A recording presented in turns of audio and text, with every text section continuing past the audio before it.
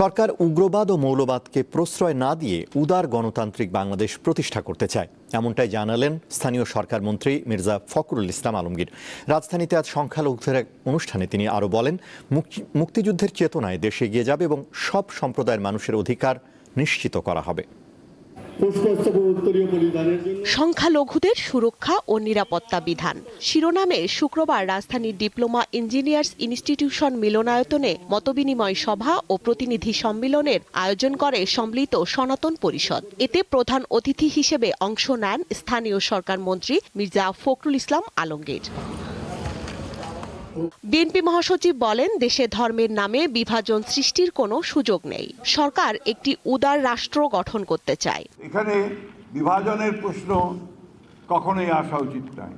ধর্মকে কেন্দ্র করে ধর্মের ভিত্তিতে যারা দেশকে বিভাজন করতে চায় তাদের বিরুদ্ধে আমাদেরকে কিন্তু রুখে দাঁড়াতে হবে। তিনি বলেন, মহান মুক্তিযুদ্ধের চেতনা ধারণ করেই গণতান্ত্রিক বাংলাদেশকে এগিয়ে নিতে হবে।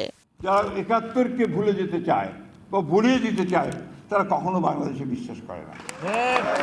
বাংলাদেশে বিশ্বাস করতে হলে ১৯৭১ সালকে অবশ্যই সামনে আনতে হবে। একই সঙ্গে আমরা জুলাইকে অস্বীকার করতে পারি না।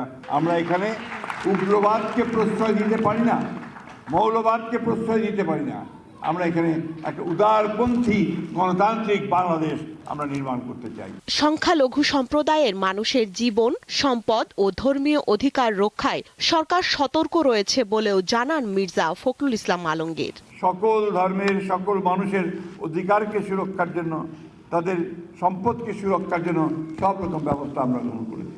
স্বস্তিকা সিংহ, দীপ্ত সংবাদ, ঢাকা।